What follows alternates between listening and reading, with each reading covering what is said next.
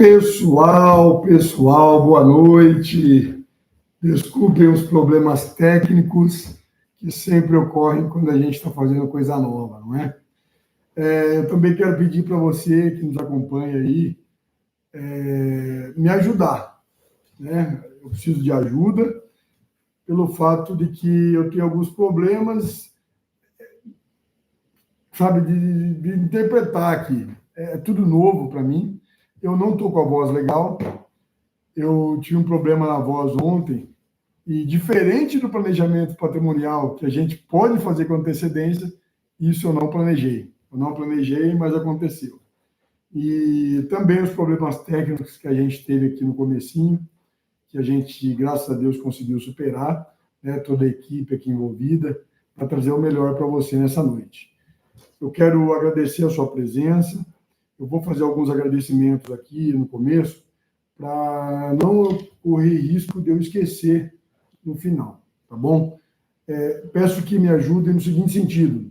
Primeiro, eu falar muito né? Eu falar muito e eu falar muito aí. Eu tenho um grande problema, que eu até comentei com o pessoal na live de aquecimento hoje, de, ao final de uma frase, falar estamos aí, né? Então, eu peço a sua ajuda de escrever no chat aí, tá vendo? Se eu tiver algum problema nesse sentido, você vai me ajudando, vai me avisando, para eu melhorar essa questão de estar ao vivo na internet.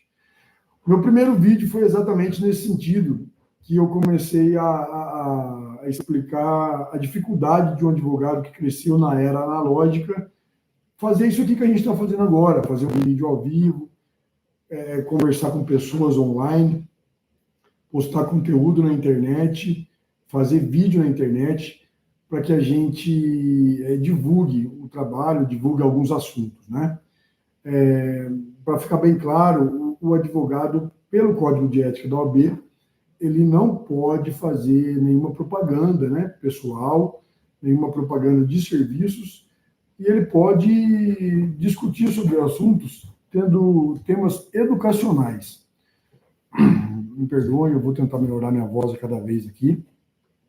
Então, vamos lá. O advogado ele tem uma função educacional de trazer para você um conteúdo explicativo, um conteúdo educacional, onde a gente pode aí, como eu vou fazer, até discutir posteriormente, tirar algumas dúvidas, mas nesse primeiro momento é fazer uma palestra explicando melhor alguns temas. E hoje o nosso tema aqui é holding familiar, mais especificamente sobre inventário. Né? Para quem não conhece uma holding familiar, eu vou dar uma introduzida, porém, antes eu quero fazer alguns agradecimentos. Por primeiro, aí, eu quero agradecer toda a equipe de filmagem envolvida nesse evento, agradecer o Alan, a Amanda, que se prontificaram a nos ajudar para que esse evento acontecesse. Começaram lá atrás, ajudando a gente a fazer a gravação e edição dos vídeos. Como eu narrei para vocês, é muito complicado, é um grande obstáculo, na verdade, para a gente superar, para crescer nessa profissão digital. Eu queria agradecer também o Márcio Vinagre, da M-Force Publicidade. Ele também elaborou o nosso site, que eu gostaria que você entrasse lá e visitasse. É o endereço eletrônico www.francatoadv.com. Você pode colocar aí na barra do Google, na barra de pesquisa, francatoadv.com, que vai aparecer Advocacia Francato Assunção. Visita lá, tem toda a nossa história, os membros da nossa equipe, os serviços que a gente presta, algumas notícias que a gente posta mensalmente, mas basicamente tem lá um contato fácil de você sempre encontrar os advogados aqui do escritório para marcar uma consulta, para a gente conversar. Todos os meus clientes sabem que eu sou um advogado acessível, não tenho dificuldade com atender clientes, está sempre aqui no escritório, procurando dar uma atenção diferenciada para os clientes. www.francatoadv.com. Também peço que vocês visitem nossas redes sociais, @Dr. Leandro Francato, e Leandro Assunção, você também acha lá no Facebook e no Instagram, como acessar os nossos perfis. Nosso canal do YouTube é o @Dr. Leandro Francato, Advocacia Francato Assunção. Nos segue lá, compartilha, segue, assiste os nossos conteúdos. É sempre um prazer ter você aqui com a gente. Gostaria de agradecer também a minha esposa, que está comigo nessa empreitada. Hoje a gente acordou bem cedo, acordamos às 4 horas da manhã, que ela tinha uma viagem a trabalho a fazer. Por graça de Deus, ela está chegando já que está junto com a gente aí.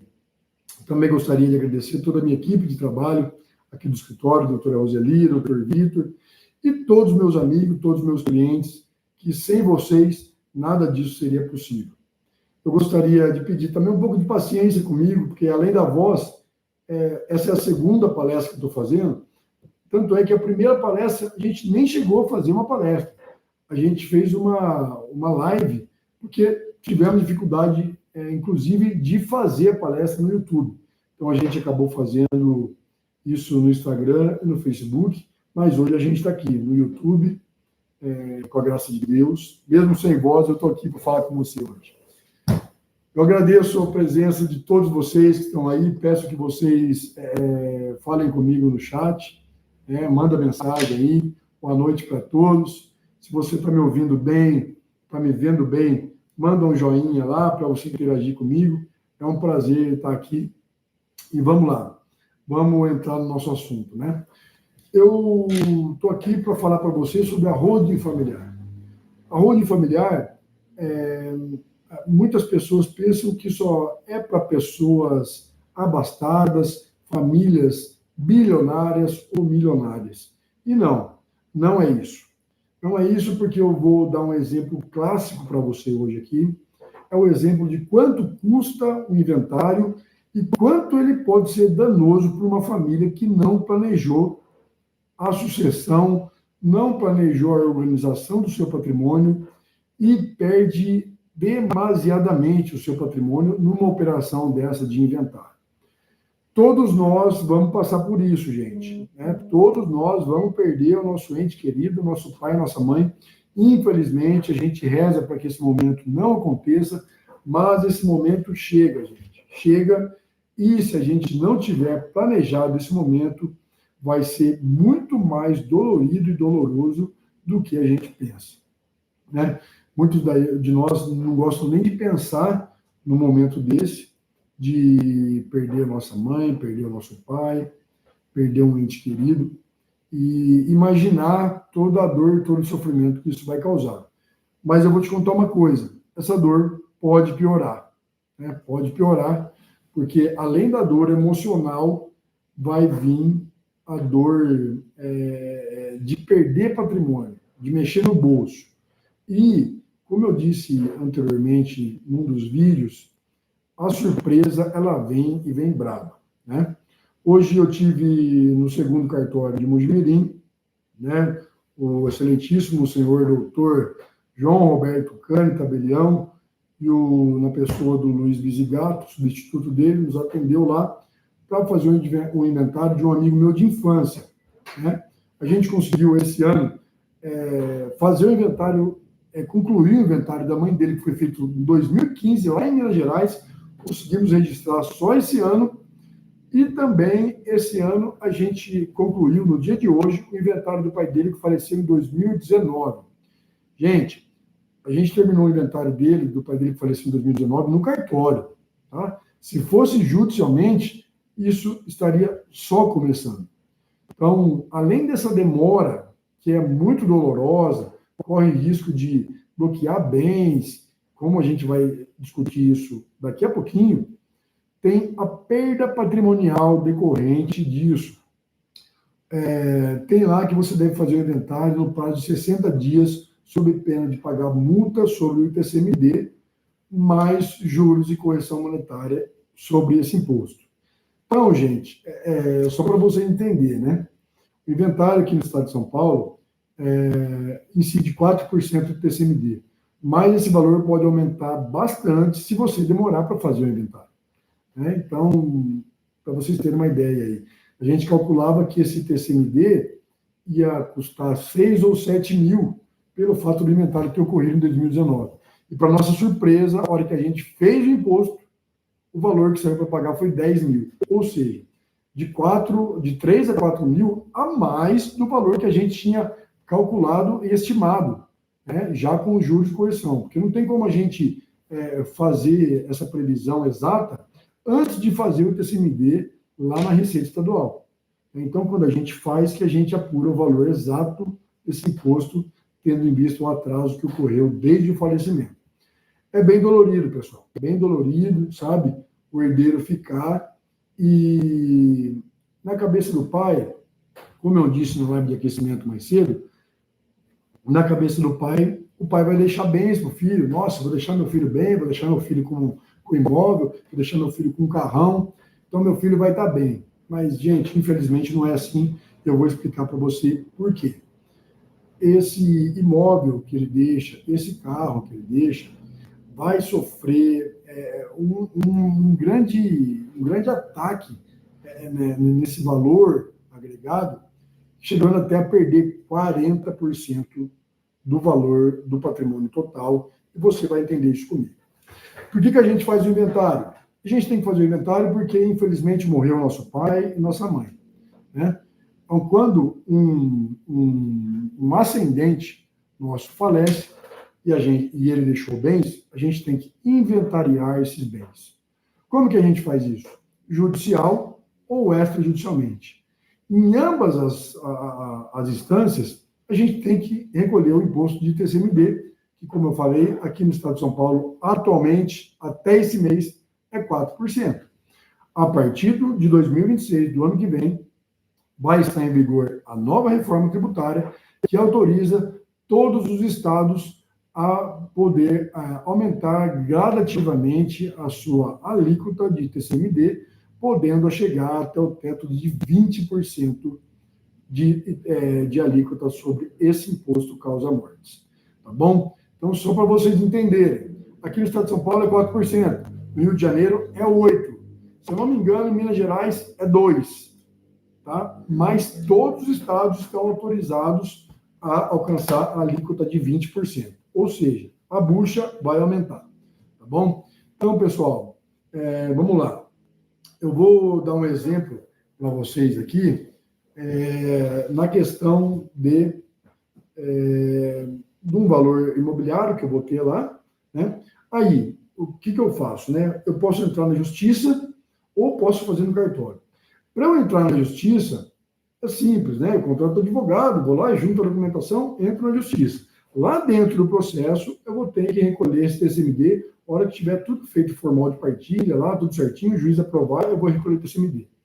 Agora, se todos os herdeiros forem maiores de idade, estiverem de acordo com a partilha, não tiver herdeiro incapaz, eu posso fazer esse inventário de forma extrajudicial no cartório, tá? Assim como eu fiz esse hoje, que tinha um único herdeiro.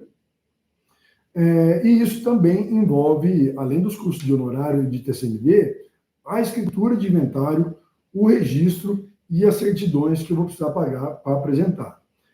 Essas certidões também são exigidas na esfera judicial, tá? Então, o que eu não vou pagar na esfera judicial, diferente da extrajudicial? Eu não vou pagar a escritura e, se eu tiver justiça gratuita, eu não vou pagar o registro. Mas, se eu tiver um imóvel de 1 milhão, se eu tiver um imóvel de 500 mil, o juiz não vai me dar justiça gratuita. Então, eu vou ter que pagar custas processuais e as custas de registro também, quando sair esse inventário. Ou seja, vai dar na mesma. A única diferença é que eu não vou sofrer 5, 8, 10 anos no inventário judicial com a minha família, com bens bloqueados, não podendo vender bens, diferente de um extrajudicial, que eu termino ele de forma rápida e célere se eu fazer no cartório. Tá? Agradecer ao pessoal do segundo cartório de Mojimirim, que sempre está pronto aí para realizar as nossas escrituras com a maior celeridade possível. Tá? Carmen, o Cânio, o Luiz, a Ali, a Andressa, todo o pessoal lá, um grande abraço meu aqui, o André também, né? Grande abraço, e as demais meninas lá e as demais pessoas envolvidas. Tá bom? Pessoal, vamos lá. Eu tenho uma tela para compartilhar com você aqui, que é a calculadora do cálculo de inventário, tendo em vista que, vamos lá, eu vou compartilhar com você quais são os custos envolvidos nesse inventário. Eu comentei com você agora que, vamos supor que o patriarca deixou um imóvel de R$1 milhão. Como todos nós sabemos, está muito fácil hoje de ter um imóvel que alcance esse valor, né? Aqui em Mogi Guaçu, principalmente, que tem muitos condomínios, a gente sabe que uma casa no Santa Mônica custa 2 milhões, uma casa no Morro Vermelho custa 4 milhões, uma casa no Jequitibá custa 5 milhões. A gente sabe que o valor de casa de condomínio, apesar de ser uma casa de terreno de 250 metros, aí um sobradinho construído com 250, 180 metros quadrados, essa casa pode alcançar R$1 milhão, R$1.800.000 fácil. Tá? Então, eu vou te dar um exemplo aqui, uma porcentagem baixa, que a gente possa ficar mais fácil de calcular. Tá? Então, eu vou pôr aqui, vocês podem confirmar se estão vendo comigo aí, estão vendo, né? A calculadora de inventário. Manda um joinha para mim se você está vendo a calculadora de inventário, por gentileza. Vamos lá, estou esperando alguém interagir comigo aí. Olha, vamos lá, mandou um joinha aqui para mim, beleza? Vamos lá. Essa calculadora de inventário, ela vai nos aproximar do valor envolvido na operação. Então, vou pôr aqui o valor estimado dos bens imóveis. Como eu disse para você, a gente vai colocar um imóvel de R$1 milhão, ok? Coloquei um imóvel de R$1 milhão e eu tenho um carro também. Tá? Eu tenho um carro no valor de um SUV médio aí, custa hoje R$150 mil. Vamos lá, R$150 mil. Que é um preço normal de carro hoje em dia, tá bom? Aqui no estado de São Paulo, a alíquota de TCMD é 4%. Então, eu vou colocar lá 4%.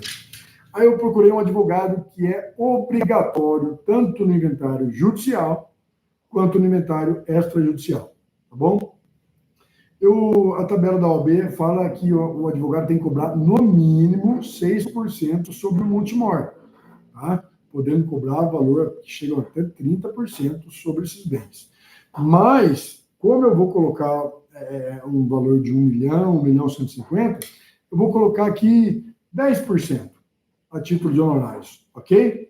Aí eu vou clicar no calcular e eu tenho um resultado aqui parcial de valor total do patrimônio, 1.150.000, que é o imóvel, mais o veículo no valor de 150 mil.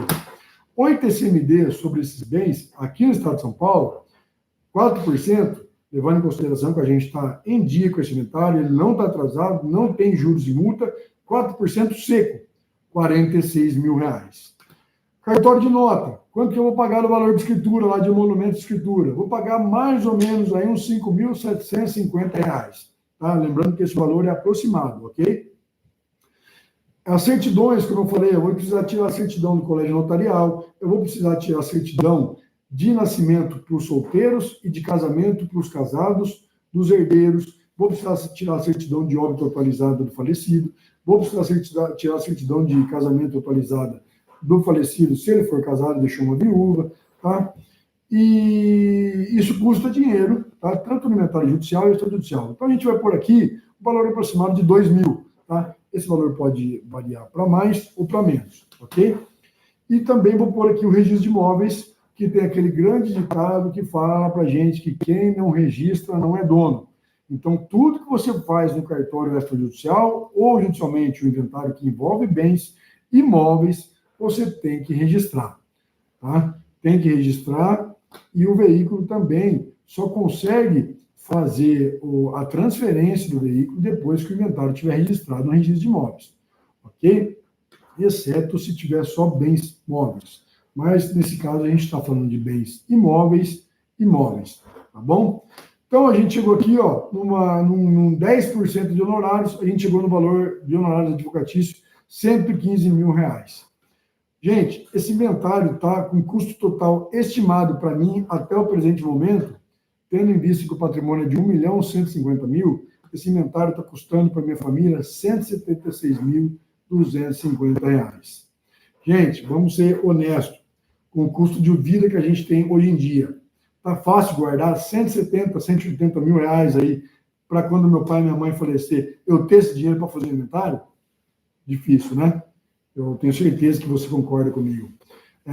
Fala para mim se você concorda comigo aí. Se você tem esse dinheiro guardado, se você não tem esse dinheiro guardado, manda aí para mim o que você acha disso, né? Vamos lá. Então, vamos continuar aqui. Gente, a perda total patrimonial que eu tive até esse momento, sem juros e correção do valor do TCMD, é de 15,3% do meu patrimônio total. Tá? Então, meu pai achou que ia me deixar uma casa de 1 milhão mais um carro de 150 mil, eu já perdi 15,3% desse patrimônio só executando o inventário de forma legal e de forma rápida. Mas aí, gente, olha lá, eu tenho a possibilidade de ter esse dinheiro, de ter 180 mil reais para esse inventário, ou de não ter. Não, eu não tenho esse dinheiro para fazer inventário. Então, o que eu vou fazer? Eu vou vender o imóvel. Né? Eu vou vender o imóvel por quê? Porque meu pai deixou para mim uma casa de 4 quartos, uma suíte, uma casa de 250 metros de construção, que para eu morar sozinho ou para eu morar com a minha esposa é muita coisa. Então, o que eu vou fazer? Eu tenho um irmão lá que a gente precisa dividir. O que eu vou fazer? Eu vou vender esse bem. Tá? Então, eu vou vender esse imóvel de R$1 milhão por R$1 milhão, certo? Decidi vender o imóvel. Aí eu prossigo. Esse bem, na verdade, ele foi adquirido por R$300 mil há 10 anos atrás. Meu pai pagou há 10 anos atrás R$300 mil nesse imóvel. Então, eu tive um ganho de capital.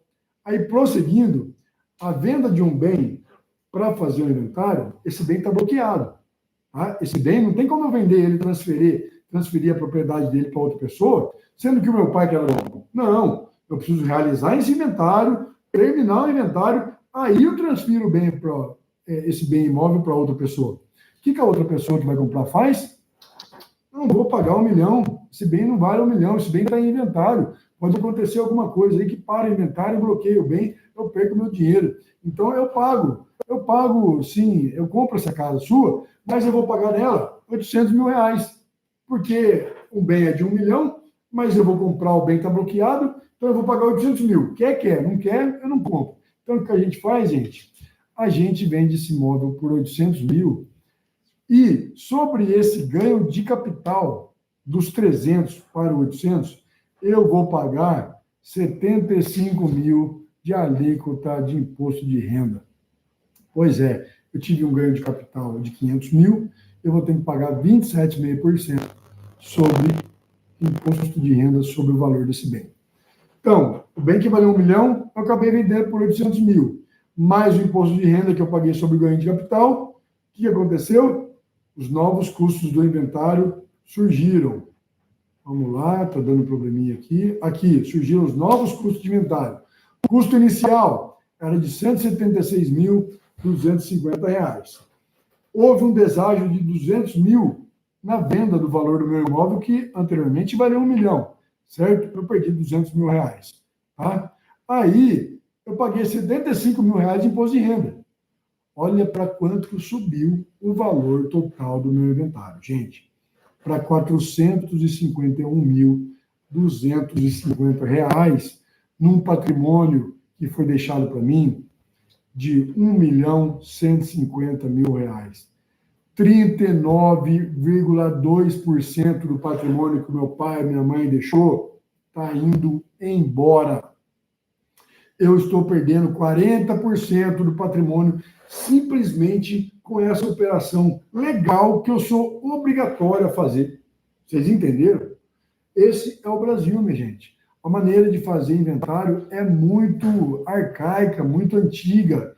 Só que o custo de vida está aumentando cada vez mais e perder 40% do patrimônio numa operação obrigatória dessa é um absurdo. É um absurdo. Nenhum brasileiro merece isso. Tá? Isso, eu estou falando, gente, de um patrimônio de R$ 1.150.000. Tá? Vamos supor aí, ó, vamos mudar aqui rapidinho, só para a gente ter ideia. Tá? Eu vou mudar aqui, ó. Eu vou colocar um patrimônio de 10 milhões, que não é difícil. Tá?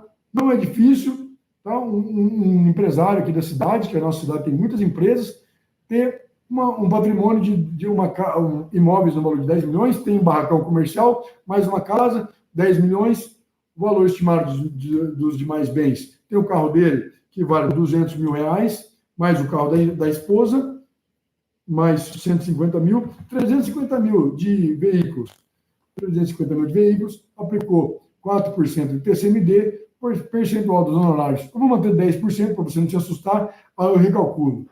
Gente, recalculei aqui, patrimônio de 10 milhões. Eu conheço muita gente aqui que tem patrimônio nesse valor, viu? Não vai muito longe. Muitos conhecidos meus, tá? Clientes, inclusive, têm patrimônio nesse valor. Olha aqui quanto que eu vou gastar, gente, para fazer meu inventário. 1.500.000. Gente, não está certo. Não está certo. Tendo ferramentas para não fazer isso, não está certo a gente pagar tudo isso aqui, perder tudo isso aqui de patrimônio. Mas vamos lá, o empresário que tem um patrimônio de 10 milhões, ele não guarda 1,5 milhão para ele fazer inventário. 1,5 milhão, ele reinveste na empresa dele, para girar o capital, para fazer mais dinheiro. Isso é uma lógica. Ninguém tem 1,5 milhão guardado embaixo do colchão, gente. 1,5 milhão está aplicado em renda longa, que não pode tirar, senão perde capital. Ele está aplicado no capital social da empresa, no capital de giro da empresa, no caixa da empresa, para fazer esse dinheiro girar. Olha lá, eu não tenho esse valor, né? Não, eu não tenho. Algo terá que ser vendido. Qual o valor do bem que quiser ser vendido? Vou colocar 1.800.000, tá? Que é um imóvel que ele tem de aluguel lá. 1.800.000. Quanto que ele pagou nesse bem? Ele pagou 300 mil, tá? Muito fácil de eu comprar um imóvel comercial ali nos anos 2000 e pouquinho, 2005, 2006, tinha muitos imóveis de 300 mil aqui em Mogi Guaçu, inclusive muitos barracões na cidade, nesse valor. Eu me lembro muito que eu já vi várias operações nesse valor aqui, inclusive quando eu trabalhava no cartório de notas lá em Mogi Mirim, tá bom? Aí eu prossegui. Aí o que aconteceu? Valor estimado do deságio, 1.440.000 o valor da venda. De 1.800.000, esse valor da venda foi para 1.440.000 e o imposto de renda vai ser de 171 mil reais, gente. Quem merece pagar 171 mil reais de imposto de renda na venda de um imóvel que eu fui obrigado a vender só para poder fazer o inventário, porque o meu pai faleceu. Ninguém merece, né, gente? Aí eu vou prosseguir, aí vem os novos custos de inventário. O custo inicial era de 1,5 milhão, né? Já estava triste, né? Aí agora eu tive um deságio de 360 mil, paguei imposto de renda no valor de 171 mil. O que aconteceu? O meu inventário saltou de 1.570.000 para 2.100.000, equivalente a 20% do patrimônio que a minha família deixou. Tá? Gente, todos nós sabemos o quão custoso, o quão suado, muito suor e sangue derramado para um pai de família, nos dias de hoje, alcançar um capital aí de 1 milhão, quem dera 10 milhões, gente. Né? Você não merece, sua família não merece ter que desembolsar 500 mil, 1 milhão, 2 milhões para fazer o inventário, tá? Para pôr dinheiro na mão do governo, no bolso do governo. Gente, a gente já paga muito imposto. Então, ninguém merece. Por que eu estou falando isso para você? Né? Eu vou voltar aqui com a minha transmissão. Por que eu estou falando isso para você? Essa calculadora de inventário, ela faz parte do nosso... Opa, deixa eu arrumar meu protetor de gravata. Vamos lá. Esse valor de inventário, a gente calculou graças à calculadora que a gente tem no time Holding Brasil. Tá? Você deve ter visto lá o logo do Holding Master. Aqui na minha sala também tem, ó, time Holding Brasil, Holding Total. É um grupo de advogados no Brasil, tá? Só para vocês entenderem, o Brasil tem em torno de 200 ou 300 mil advogados inscritos nas OABs estaduais. Tá? 400 mil, alguma coisa assim. Passa de 500 mil, se eu não me engano. Tá? Passa de 500 mil. Eu vou fazer uma busca rápida aqui, só para falar para você quantos advogados tem inscrito no Brasil hoje. Tá? Quantos advogados tem inscritos no Brasil? Tá? Atualmente, gente, pasmem, mais de 1.460.000 advogados inscritos no Brasil, hoje, no ano de 2025. Né? E o último levantamento feito do time Rony Brasil, atuantes, né, que está sempre ali, participando das aulas, participando dos nossos debates, nós temos uma comunidade no Facebook que a gente troca ideias. Toda terça e toda quinta-feira temos a nossa mentoria, que participam todos os advogados atuantes. A gente tem, no máximo, 3, 4 mil advogados. Não tem mais que isso. Para vocês terem ideia, quantos especialistas nessa área tem. Tá? Faz um ano que eu estou me dedicando a esse novo nicho de trabalho, mas, como eu não sou nem um pouquinho bobo, né, nos meus 16 anos de advocacia, eu vou completar 17 anos de advocacia agora em 2026, eu não sou bobo nem nada. Faz um ano que eu estou estudando sobre esse assunto novo, apesar de estar fazendo inventário, fazendo testamento ao longo dos anos aí. Eu não vou pegar o seu patrimônio de 10 milhões e colocar na minha mão aqui para eu fazer teste, né, com o seu patrimônio. Eu não vou fazer isso. Então, o que eu fiz? Eu fiz uma parceria, tá, com um pessoal muito qualificado, muito bom, e assim como eu agradeci o pessoal que participou da preparação das filmagens, da preparação da edição dos meus vídeos, da preparação do meu site, eu fiz uma parceria com o pessoal muito qualificado do Union Group, lá de Porto Alegre, na pessoa do grande Marco Dias, mestre do time Holding Brasil. Inclusive, estamos colhendo frutos aí já na elaboração de holding familiar e abertura de empresa nos Estados Unidos, de um grande cliente meu que me acompanha desde o meu início de carreira. Tem grande confiança nos nossos trabalhos e eu já falei para ele que ele não vai se decepcionar, assim como em vários outros momentos. Então, como que a gente faz isso? Né? Para evitar o inventário, gente, existe a holding familiar. Tá? A holding familiar não só evita o inventário. A holding familiar, ela evita o inventário, integraliza os seus bens, tira seus bens da pessoa física, integralizando numa pessoa jurídica, numa ou em várias pessoas, dependendo do sistema que a gente vai usar. Tá? Isso faz com que a gente acabou de ver uma alíquota de imposto de renda aqui de 27,5%. Na pessoa jurídica, você não vai recolher isso. Tá? No final das contas, aí você vai recolher mais ou menos em torno de 11,4%, 11,5% de imposto de renda no agregado dos impostos envolvidos. Tá bom? Nas compensações, nos regimes aí de limitada, de lucro presumido, tá? Mas isso é assunto para a gente abordar mais para frente. Tá? Então, como eu venho falando, a holding familiar tem vários benefícios, inclusive benefício do inventário, benefício de não precisar fazer inventário, benefício da gente pagar menos imposto, benefício da gente poder alugar os imóveis que estão na sua pessoa física em uma pessoa jurídica, tá?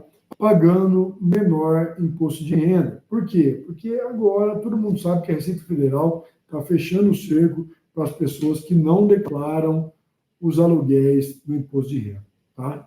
Não, se você tem alguns barracões, alguns imóveis, casas alugadas no seu nome, na pessoa física, se prepare, tá? Que a Receita Federal está vindo com tudo para cima de você, para pegar você sonhando imposto e aplicar uma multa de centenas de milhares de reais em você. Tá? Eu não estou pondo medo em ninguém, não. Essa é a nua e crua verdade que está acontecendo no nosso Brasil. Tá? Doutor, eu tenho uma holding familiar, mas eu recolhi ITBI para integralizar o meu imóvel na holding. Gente, nós do time Holding Brasil não recolhemos ITBI para integralizar o seu imóvel na holding. Nós temos um sistema na holding familiar que a gente vai conseguir manter a imunidade do seu ITBI, tá? Dependendo do estado que você tiver o imóvel aí, de 3 a 5 anos, a gente mantém a imunidade, mesmo sendo o seu imóvel para locação. Tá? Então, acabei de falar para você o benefício de não precisar fazer o inventário, falei para você o benefício de recolher menos imposto de renda, e agora estou falando para você, falei para você o benefício da integralização, de não recolher ITBI, tá? E agora estou falando para você que você pode alugar o seu imóvel e não perder a imunidade do seu ITBI na integralização de ITBI. Ou seja, você integraliza o seu imóvel na pessoa jurídica, não recolhe o ITBI, não perde a imunidade do ITBI no prazo que a lei determina, mesmo se você locar esses bens com o nosso sistema. Ok? Deixa eu ver como é que está meu tempo aqui. Estou 43 minutos já. Tá? Eu não tenho muito mais tempo, então eu vou começar a funilar um pouquinho esse assunto. Tá? Eu já falei do inventário, dos custos envolvidos no inventário, né? Para fazer o inventário, você precisa de advogado, tanto judicial quanto extrajudicial, né? Fiz meus agradecimentos, pedi as minhas desculpas, porque eu estou com a voz totalmente embargada. A gente teve um probleminha técnico aqui no começo, mas que ocorre quando a gente decide subir um grau, né, na profissão, em qualquer lugar. Acho que a gente tem uma pequena dificuldade aí. Quando a gente decide subir um degrau na vida, a gente sofre uma resistência natural, né? Então, é natural que problemas técnicos ocorram nesse caminho, tá bom? Mas o importante é a gente não desistir, a gente evoluir. É para isso que eu estou aqui, né, com você, agradecendo sua presença também, tá? E eu já falei do inventário, falei da alocação de bens, e eu quero resumir para você essa parte da holding familiar. Como surgiu a holding familiar? Né? A holding familiar surgiu na Inglaterra, né? Muitos acham que surgiu nos Estados Unidos, mas não surgiu. A holding familiar surgiu na Inglaterra, tá? Do século passado, tá? Muito lá atrás, quando surgiu a era da industrialização, tá? Surgiu lá na Inglaterra a holding familiar. Depois ela veio para os Estados Unidos e agora, na década de 70, ela chega ao Brasil, tá bom? Chegou ao Brasil com a lei de SA, tá? Chegou com a lei de SA. Isso foi sendo aperfeiçoado pela Constituição de 88, que também abordou alguns assuntos empresariais. Foi mais abordada ainda com o Código Civil de 2002, e ela foi totalmente modificada e facilitada com a Lei de Liberdade Econômica, que tornou possível tudo isso que a gente está fazendo. Como que é isso? Isso se resume no Estado, em todo o Estado, não só o Estado brasileiro, mas todo o Estado, ele prefere terem seus cidadãos recolhendo imposto e movendo mercadorias, movendo operações financeiras na pessoa jurídica. Por quê? É muito mais fácil você tributar pessoas jurídicas do que você controlar o que as pessoas físicas movimentam e fazem lá as transações financeiras, né? Compra e venda de mercadorias. É muito mais fácil você conseguir tributar uma pessoa jurídica. Então, o Estado, ele facilita para você a forma liberal com que ele trata as pessoas jurídicas. Tá? A forma que ele trata as pessoas físicas é a forma intervencionista. Né? Ele intervém direto na pessoa física para fazer você recolher mais impostos, tendo em vista que ele não consegue executar em você 100% do plano dele de tributar você nas operações que você realiza. Apesar da gente estar caminhando para isso também na pessoa física, né? Como eu falei, a Receita Federal está fechando o cerco, nós temos o PIX hoje, que ele não é tributado, mas ele identifica todas as nossas operações financeiras, está ficando cada vez mais fácil para o Estado identificar as nossas operações para eles fecharem o cerco, tá? Contudo, ele prefere fazer da forma liberal, né? Transforma por meio de empresas. Por quê, gente? Porque os nossos excelentíssimos políticos, legisladores que fazem as nossas leis, são pessoas desse ramo. São pessoas que têm empresas, se não têm empresas, são muito ligados aos grupos empresariais. Porque ele não conseguiu ser eleito ali, porque ele é o João da esquina. Né? O João da esquina ali, amigo da comunidade, ele conseguiu ter eleito. É lógico que a gente tem algumas exceções no meio político que foram eleitos dessa forma, mas nós sabemos que quem controla os Brasil são grandes coronéis aí, as grandes famílias políticas brasileiras que controlam o jogo político. E é exatamente essas pessoas que construíram a legislação liberal para possibilitar que eles mesmos paguem menos impostos, ok? Só que, no passado, essas famílias eram super ricas e esse conhecimento era acessível só para elas, né? Só os grandes advogados tinham acesso a todos os livros, a boa educação nas grandes faculdades que ensinavam essa matéria de direito empresarial. Hoje, né, eu sou pós-graduado em Direito Empresarial, o Dr. Vitor, pós-graduado em Direito Empresarial, e a gente tem muito mais facilidade de acesso, né, e convivência com os nossos próprios amigos, que, graças a Deus, eles se tornaram grandes empresários da cidade, e isso também encaminhou para que a gente fosse para esse lado empresarial, né? E, gente, eu queria fazer um adendo aqui, só para a gente deixar bem claro, né? Muitas pessoas acham que o empresário, ele se aproveita do trabalho, né? Se aproveita do trabalhador. E, gente, a gente tem que parar e pensar no seguinte sentido, né? Tudo gira em torno das empresas, até a gente que é pessoa física e decide fazer alguma coisinha, fazer alguma operação, prestar serviços ou vender uma mercadoria, a gente faz uma operação de empresa, né? A gente se torna empresário, muitas vezes, sem a gente saber, né? Quando a gente vende um bem nosso para um camarada, assim, a gente acabou de realizar uma operação de empresário. Então, na verdade, os empresários, lógico, eles têm condições um pouco melhores, porque eles se dedicam muito mais do que pessoas que decidiram. Veja bem, eu vou tomar muito cuidado aqui de não desmerecer a profissão de ninguém, pelo contrário, todos são necessários na cadeia produtiva, mas o empresário, ele é aquele bicho brabo, tá? Ele é o bicho brabo que pôs a cara para bater, tá? Assim como eu falei que eu estou pondo a cara para bater aqui na internet, ele pôs a cara para bater, colocou o patrimônio dele em risco, colocou a família dele em risco, para poder montar um negócio legal e colocar um monte de gente para trabalhar, tá? Eu presto serviço para a empresa aí que tem mais de 140, 150 colaboradores. E, gente, a gente vê a diferença que uma empresa dessa faz na família de tanta gente.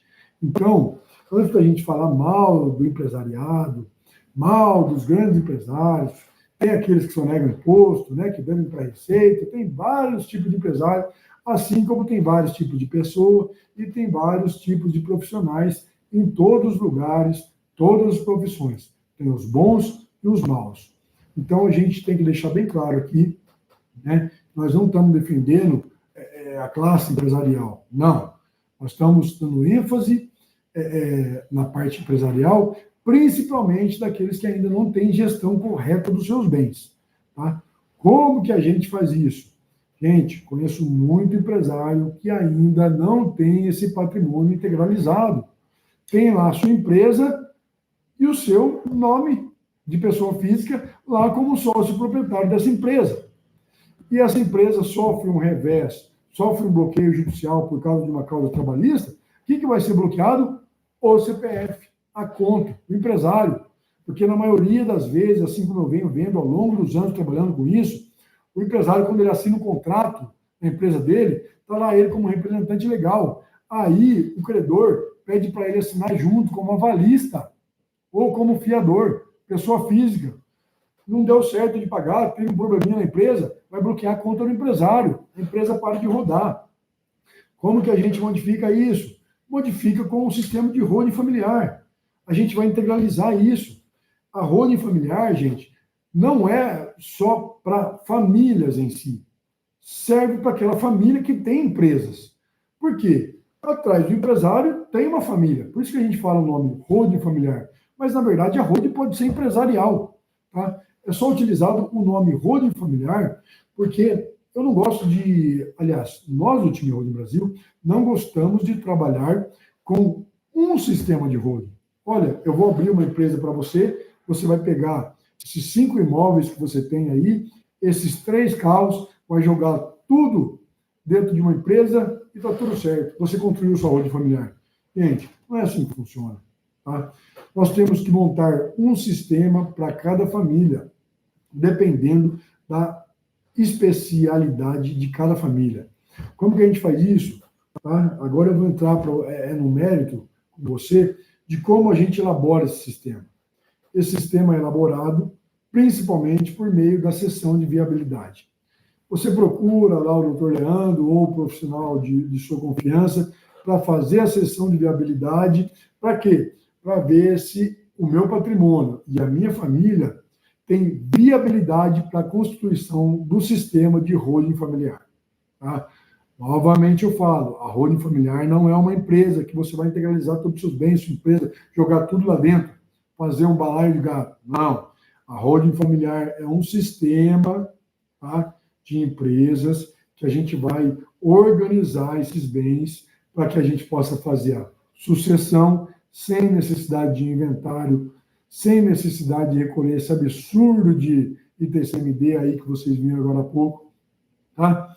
A holding familiar pode ser uma célula empresarial, tá? Onde a gente vai integralizar a sua empresa para separar a atividade operacional da sua empresa do seu sistema de bens particulares. E a gente vai também separar, em outro sistema, os seus bens que você utiliza para alocação.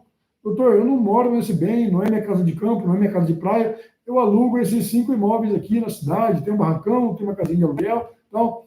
Eu separo esses bens desses outros bens de patrimônio, para quê? Exatamente para eu não recolher 27,5% de imposto de renda sobre essas locações que eu recebo, recolher menos impostos e continuar com a imunidade TBI na integralização. Tá? A gente tem todo esse sistema que trabalha com a célula controladora de empresarial, a célula operacional de locação e o sistema de holding familiar, que a gente vai integralizar os bens particulares e vai fazer a doação.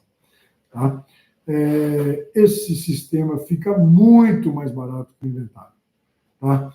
A gente só vai conseguir apurar o valor que vai custar o seu sistema, o valor inicial de custo, o valor para manutenção dele, depois da sessão de viabilidade, com a elaboração do croquis estrutural. Né? Como a gente faz o croquis estrutural? Depois de angariado, né? Depois de solicitado todos esses documentos da sessão de viabilidade, a gente vai partir para o segundo passo, que é a elaboração do croquis estrutural, dando nome a essas células operacionais, controladoras de integralização de imóveis, né? Organizar o seu sistema, organizar a sua sucessão, os contratos sociais, tudo que a gente precisa fazer nesse procedimento para organizar o seu patrimônio. Gente, uma coisa muito importante que eu vou falar aqui, tá? Uma coisa muito importante. Você que tem medo de organizar o seu patrimônio e doar o patrimônio para os seus filhos, não tenha medo, tá? A gente tem uma forma de deixar você controlador de todo esse sistema, mesmo você já realizando a doação das cotas para os filhos. Tá? Essa célula, né, que a gente vai fazer a doação, contém uma cota lá que chama Golden Share, ou seja, é a cota de ouro. Essa cota de ouro vai permitir com que o patriarca ou a matriarca que chefia, que é dono de todo esse sistema aí, né, que elaborou todo esse sistema, de ter o total controle sobre isso. Por quê? Eu não posso ficar à mercê de um filho meu falecer antes de mim e ter problema na minha sucessão.